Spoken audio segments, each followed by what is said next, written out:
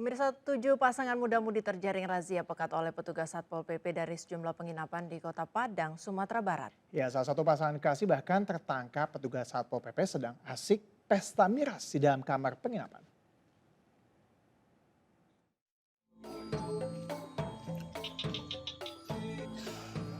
Satu persatu kamar hotel diperiksa oleh petugas Satpol PP Kota Padang saat menggelar razia pekat. Alhasil didapati sejumlah pasangan muda-mudi di dalam kamar yang tidak bisa membuktikan sebagai pasangan suami istri. Selain itu, petugas juga mendapati sepasang kekasih yang menggelar pesta miras di dalam kamar. Petugas juga mendapati seorang wanita yang diduga PSK berkedok tukang pijit panggilan saat sedang melayani seorang pria di dalam kamar. Sebanyak 7 pasangan muda-mudi yang terjaring razia kemudian dibawa ke Mako Satpol PP guna didata dan mendapat sanksi sesuai perda yang berlaku. Dan berikutnya kita juga menyisir penginapan. Di penginapan kita juga mendapatkan 5 pasang pemuda-pemudi yang bukan terikat dalam status pernikahan. Jadi untuk itu ke-7 pasang pemuda-pemudi ini kita bawa ke Satpol PP untuk ditindak dan diproses selanjutnya oleh. Razia pekat digelar Satpol PP berdasarkan laporan dari masyarakat yang resah dengan aktivitas prostitusi terselubung dan hubungan bebas anak muda di sejumlah penginapan di Kota Padang. Dari Padang, Sumatera Barat, Budi Sunandar, iNews melaporkan.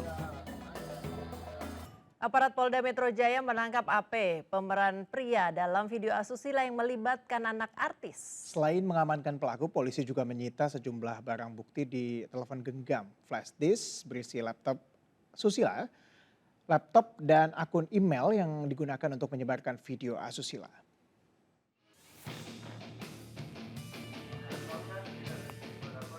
Petugas Subdit Cyber di Treskrimsus Polda Metro Jaya menangkap AP, pemeran pria dalam video asusila yang melibatkan Ade, anak mantan vokalis band Naif. AP ditangkap polisi di kediamannya di kawasan Cilangkap, Jakarta Timur. Di hadapan penyidik, AP sempat mengelak dan tidak mengakui perbuatannya menyebarkan video asusila bersama Ade. Namun AP tak bisa mengelak setelah penyidik melakukan penggeledahan di kamarnya dan menemukan sejumlah bukti. AP pun pasrah saat digelandang petugas ke Mapolda Metro Jaya. Selain mengamankan pelaku, petugas juga menyita 2 buah telepon genggam, flash disk berisi video asusila, laptop, dan akun email yang digunakan untuk menyebarkan video asusila.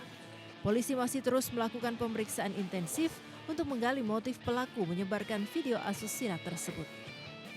Dari Jakarta, Helmi Sajengbati, iNews melaporkan.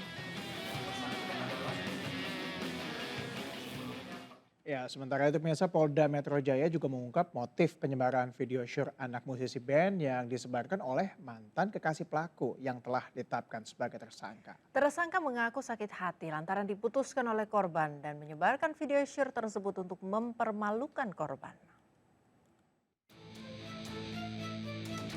Setelah menangkap 2 orang penyebar video, penyidik Subdit Cyber di Treskrimsus Polda Metro Jaya menangkap AP di rumahnya di kawasan Cilangkap, Jakarta Timur. AP merupakan kekasih dari wanita dalam video syur yang tersebar di media sosial. Awalnya AP tidak mengakui perbuatannya saat dilakukan interogasi oleh penyidik. Setelah penyidik memperlihatkan sejumlah barang bukti, akhirnya AP mengakui dirinya lah yang merekam video tersebut tanpa diketahui Ade pada bulan Desember tahun 2022. Selain itu, AP mengakui sebagai yang pertama kali menyebarkan video tersebut di media sosial. Motif AP untuk mempermalukan Ade karena kesal korban mengakhiri hubungan mereka. Video tersebut membuat heboh lantaran korban Ade merupakan anak dari musisi band ternama. Polisi juga menyita beberapa barang bukti berupa 1 buah laptop, 2 buah handphone, dan 1 buah flash disk yang berisi video syur. Karena tersangka AP sakit hati ya setelah diputuskan oleh saksi Ade, sehingga tersangka AP ini ingin mempermalukan saksi Ade. Saat ini AP telah ditetapkan sebagai tersangka dengan sangkaan pasal berlapis dengan ancaman hukuman 10 tahun penjara. Dari Jakarta, Den Helmi Sanjangbakti, iNews melaporkan. Presiden Joko Widodo Senin pagi memimpin langsung rapat Kabinet Paripurna Perdana di Ibu Kota Nusantara IKN. Ya, Presiden mengatakan terdapat 472 investor yang tertarik untuk berinvestasi di Ibu Kota Nusantara.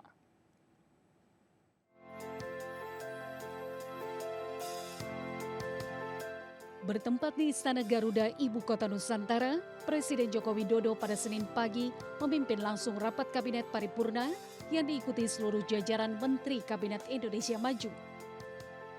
Dalam pembukaan sidang, Presiden menekankan pembangunan IKN yang menggunakan pendekatan Forest City, yakni kota hutan dan bukan kota beton.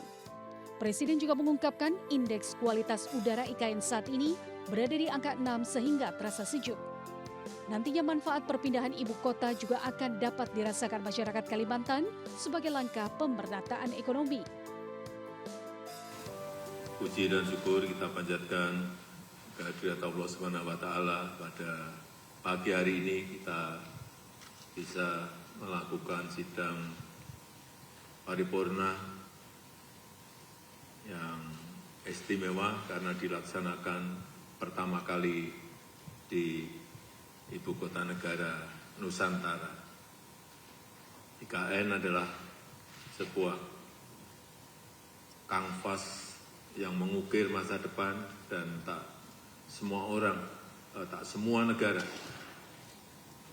semua negara memiliki kesempatan, memiliki kemampuan untuk membangun ibu kotanya yang dimulai betul-betul dari nol. Usai memimpin sidang paripurna, Presiden Joko Widodo juga meresmikan pembangunan kantor bank di Ibu Kota Nusantara. Dalam sambutannya, Presiden Jokowi menyebut saat ini sudah ada 472 investor yang tertarik untuk berinvestasi di Ibu Kota Nusantara. Jokowi juga menyebut Presiden terpilih Prabowo Subianto berkomitmen akan melanjutkan pembangunan IKN dengan menyetujui anggaran percepatan pembangunan. Berkaitan dengan investasi, ada 472 investor yang sudah mengajukan dan menandatangani LOI dengan OIKN. Tetapi OIKN tetap diseleksi, dan ketemu angka 220 investor yang memang serius dan ingin masuk ke Ibu Kota Negara Nusantara. Semuanya tetap diseleksi. Otorita IKN kini tengah menyeleksi 220 investor dengan memprioritaskan investor dalam negeri. Dari Ibu Kota Nusantara, Kalimantan Timur, Muhammad Zulhilmi, iNews melaporkan. Pemirsa, sebelum digelarnya sidang Kabinet Paripurna Perdana di IKN, seluruh Menteri Kabinet Indonesia Maju berkumpul sambil minum kopi atau teh. Ya, sambil bercengkrama, para menteri saling berbagi informasi soal perkembangan pembangunan IKN.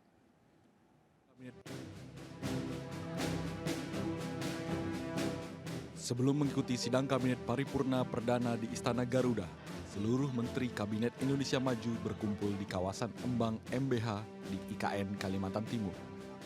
Sambil minum kopi atau teh serta makanan kecil di pinggir embung MBH, seluruh menteri saling bercengkrama.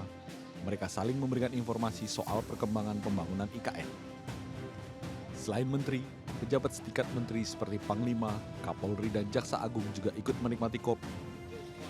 Bersama menterinya, Presiden Jokowi kemudian berjalan berkeliling embung. Presiden memuji kesejukan udara pagi di IKN yang masih bebas polusi. Kita ingin Pak Wapres, Pak Prabowo, dan semua menteri merasakan betapa bersihnya udara di pagi hari di IKN. Dan tadi kita cek untuk air quality index-nya 6. Ada maksimal itu 50. Di ibu kota negara lain, misalnya di Singapura berapa Pak? 53. Sementara itu, Presiden terpilih Prabowo Subianto berkomitmen akan melanjutkan pembangunan IKN dan siap berkantor di IKN. Sudah berkali-kali ya saya sampaikan bahwa saya bertekad untuk melanjutkan, kalau bisa menyelesaikan.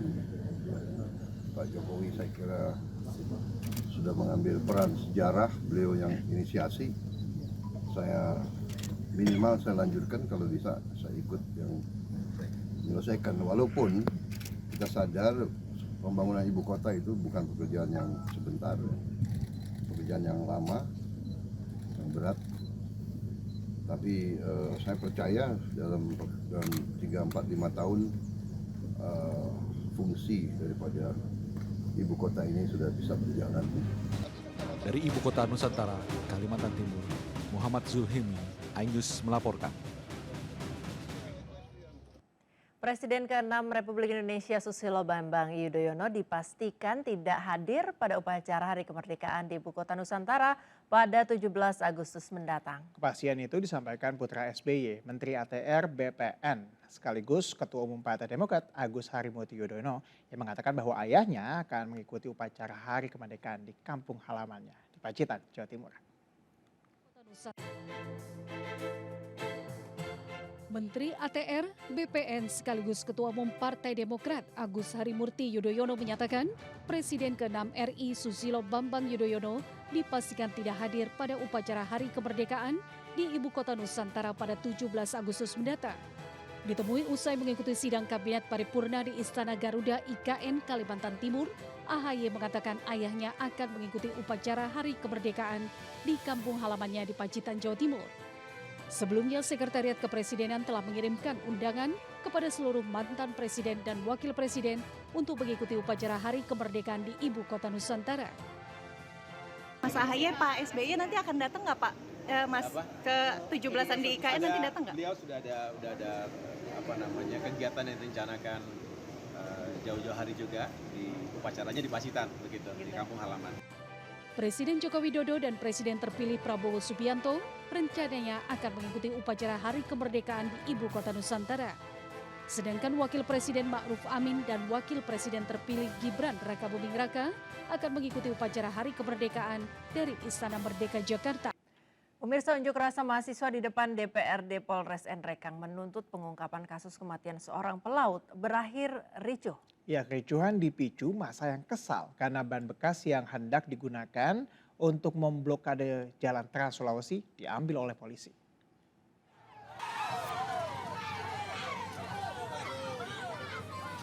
Kericuhan terjadi saat mahasiswa tidak terima ban bekas yang hendak mereka bakar diambil paksa oleh polisi. Massa yang tersulut emosi kemudian merangsek masuk ke kantor Polres Nrekang. Setelah ban dapat diambil, kemudian mahasiswa melanjutkan aksinya dengan memblokade jalan Trans Sulawesi yang menghubungkan Kabupaten Nrekang dengan Pinrang dan Tanah Toraja. Dalam aksinya, mahasiswa menuntut pengungkapan kasus kematian seorang pelaut asal Nrekang yang diduga meninggal tidak wajar. Sempat berdialog, akan tetapi mahasiswa tidak puas dengan pernyataan dari pihak kepolisian dan kembali melanjutkan aksi mereka memblokir jalan di kantor DPRD Nrekang. Kami itu pertama agar kiranya mendesak Polres Nrekang untuk melakukan koordinasi kepada Polda Sumsel serta Mabes Polri untuk membahas secara komprehensif atas kematian yang dialami oleh almarhum Fitri yang kami duga bahwa adanya kematian yang tidak wajar. Emosi mahasiswa mereda setelah 5 anggota DPRD Kabupaten Nrekang menemui mereka dan sepakat menindaklanjuti kasus kematian pelaut yang diduga meninggal tidak wajar. Dari Nrekang, Sulawesi Selatan, Jufri Tonapa, iNews melaporkan. Ya, misal segerombolan orang tidak dikenal menyerang dan merusak rombongan kendaraan mobil jemaah pesantren di Jalan Irigasi Warung Doyong, Hengas Dengklok, Kabupaten Karawang, Jawa Barat. Belum diketahui motifnya, namun satu mobil rusak dan satu orang luka babak belur akibat dihajar gerombolan OTK.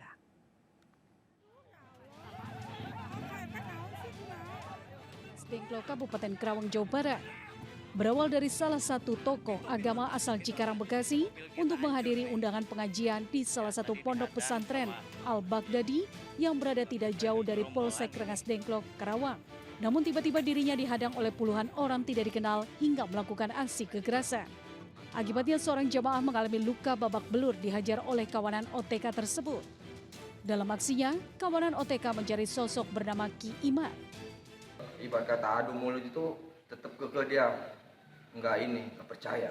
Sampai kayak saya aja, sampai buka jendela, sampai sumpah demi Allah nggak ada keiman, tetap mereka nggak percaya. Saya berharap kepada kepolisian untuk segera ditindaklanjuti kekerasan ini atas nama apapun itu.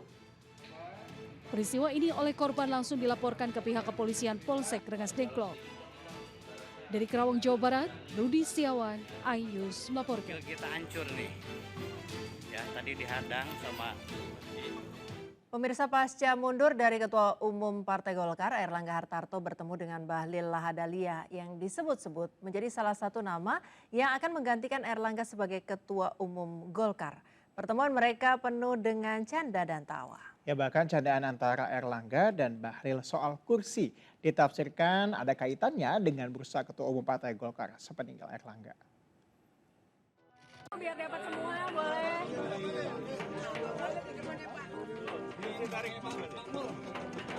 Kursinya Pak Kapolri aja diambil lah Bapak. Pasca mundurnya dari Ketum Golkar, Menko Perekonomian Airlangga Hartarto dan Menteri Investasi Bahlil Lahadalia bertemu di IKN. Pertemuan ini merupakan pertama kalinya keduanya bertemu pasca pengunduran diri Airlangga dari Ketum Golkar. Di hadapan para menteri lain, Airlangga dan Bahlil berangkulan dan berfoto bersama. Keduanya sempat saling bercanda. Yang menariknya lagi, Bahlil yang saat itu hendak duduk bersama para menteri lain, menarik kursi yang posisinya ada di hadapan Kapolri Jenderal Sulistyo Sigit Prabowo. Dan pada kesempatan inilah, Airlangga melontarkan candaannya soal kursi. Biar dapat semua, boleh.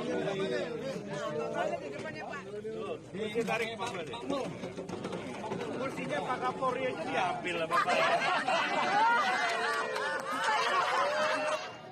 Momen candaan Airlangga dan Bahlil sontak membuat para menteri tertawa. Karena candaan itu terjadi di tengah bursa pemilihan ketum Golkar yang baru. Nama Bahlil disebut-sebut menjadi salah satu nama yang berpotensi menggantikan Airlangga. Tim Liputan iNews melaporkan. Ya, misal Airlangga Hartarto mundur dari jabatannya sebagai Ketua Umum Partai Golkar. Mundurnya Airlangga diduga akibat adanya sejumlah tekanan dari sejumlah pihak. Berikut pernyataan dari pengamat politik Yusak Farhan. Pak Airlangga mundur tanpa adanya tekanan politik yang luar biasa. Jadi boleh dikatakan bahwa mundurnya Pak Airlangga ini adalah momentum bersatunya kekuatan atau faksi eksternal dan faksi-faksi internal di Partai Golkar yang menginginkan Pak Airlangga mundur. Kalau Munaslup digelar, saya kira ini akan menjadi arena pertempuran atau arena pertarungan dari faksi-faksi yang menginginkan atau mengincar kursi Ketua Umum Golkar, termasuk faksi eksternal.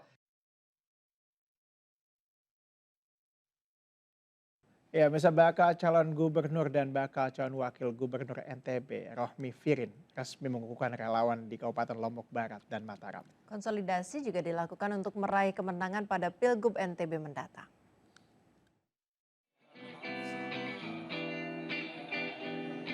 Relawan Rohmi Firin di Kabupaten Lombok Barat resmi dibentuk jelang pemilihan gubernur dan wakil gubernur Nusa Tenggara Barat. Mereka diguguhkan langsung oleh bakal calon gubernur NTB Siti Rohmi Jalilah. Pasangan yang diusung Partai Perindo berlambang burung Raja Wali ini meminta para relawan turun langsung ke masyarakat di Kabupaten Lombok Barat. Tentunya strategi kita ya terus memperbanyak relawan. Memperbanyak relawan lintas profesi, berbagai kalangan ya yang bersama-sama dengan Rohmi Firin. Usai kukuhkan relawan Lombok Barat, pasangan Rohmi Firin juga mengukuhkan relawan Mataram di Jalan Lingkar Selatan Kota Mataram. Dalam pengukuhan dan konsolidasi ini juga dihadiri Dewan Pakar Partai Keadilan Sejahtera, Ahmad Rusmi. NTB ini adalah tampil dalam IPM ini kesehatan masyarakat, pendidikan masyarakat ya. Lebih-lebih kalau kita berbicara sekarang ekonomi masyarakat. Nah inilah yang kami anggap sekarang ini adalah mampu ya untuk membawa perubahan ini adalah Rohmi Firin. Usai melakukan pengukuhan dan konsolidasi relawan Siti Rohmi Jalilah yang juga Ketua Dewan Pertimbangan DPW Partai Perindo NTB ini menyapa sekaligus bersilaturahmi dengan relawan muda Mataram dan pengunjung kafe di Gunung Sari Lombok Barat. Tim Liputan iNews melaporkan. Ribuan warga Mataram, Nusa Tenggara Barat tumpah ruah mengikuti goes sehat bersama bakal calon gubernur NTB Siti Rohmi Jalilah. Masyarakat mendukung pencalonan Umi Rohmi yang dinilai berkomitmen tinggi untuk mesejahterakan warganya.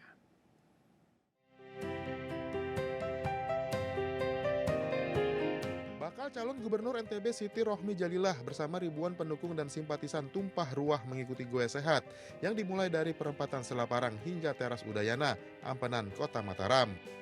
Olahraga pagi yang berlangsung spontanitas ini berjalan sangat semarak. Olahraga terus kita gerakkan, apalagi kita akan jadi tuan rumah PON yang tahun 2028. Pencalonan Umi Rohmi mendapat dukungan besar dari masyarakat. Umi Rohmi didoakan terpilih memimpin NTB dan membawa kesejahteraan bagi masyarakat. Kaum perempuan bisa lebih maju, lebih mandiri, berdaya saing, dan tetap eksis. Jadi tidak cuma pintar, tapi bisa merasakan apa yang dirasakan. Ada di sosok beliau ya? Dalam? Ada di sosok Bu Rohmi ya? Ada banget lah. Beliau down to earth orangnya. Iya. Tidak meninggi, selalu merangkul. Gubernur kalau dia setelah terpilih menerbitkan pasar Sindu, itu aja sudah. Pasar Sindu Pak, kenapa harus diterbitkan? Tidak ada lagi parkir Kidomo yang kayak begitu. Bakal calon Gubernur NTB yang diusung oleh Partai Perindo ini akan menyerap dan menerima aspirasi warga untuk NTB menjadi lebih baik. Dari Mataram NTB, Hari Kasidi iNews melaporkan. Pemirsa, pemerintah telah menaikkan aturan jajanan di lingkungan sekolah dan lingkungan kerja. Ya, terkait dengan hal itu, Badan Pengawas Obat dan Makanan atau BPOM memastikan jajanan di pinggir jalan tidak akan berbahaya jika diolah secara higienis.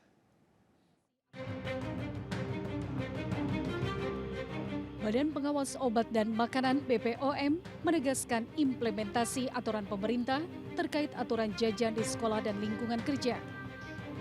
Menanggapi beragam makanan yang dijajakan pedagang di pinggir jalan, BPOM memastikan makanan tersebut tidak berbahaya jika diolah secara higienis dan mengikuti standar kandungan yang ditetapkan pemerintah. BPOM juga terus memberikan edukasi makanan berbahaya dengan melakukan kegiatan tinjau langsung produk bahan pangan di berbagai tempat. Yang terkandung tidak boleh lebih dari 6 gram per 100 gram makanan tersebut. Untuk garamnya 120 mg per 100 gram dan juga untuk lemaknya ada 3 gram per 100 gram. Nah itu kita sebetulnya sudah menerapkan itu sebelum ada peraturan ini untuk penandaan di kemasan. Tetapi masih bersifat voluntary, belum dimandatorikan gitu ya. Masih bersifat voluntary, beberapa industri-industri pangan mereka sudah mulai mengedukasi masyarakat dengan memberikan penandaan pangan yang aman, lebih aman. Artinya lebih aman dari konsumsi gizinya. Sebelumnya Presiden Joko Widodo menekan aturan jajanan di sekolah dan lingkungan kerja dengan menginstruksikan pemerintah daerah untuk melakukan pembinaan terhadap para pedagang agar menjaga kandungan makanan guna menekan sejumlah penyakit berisiko. Dari Jakarta, Esra Ambarita, Eri Nugraha, iNews melaporkan.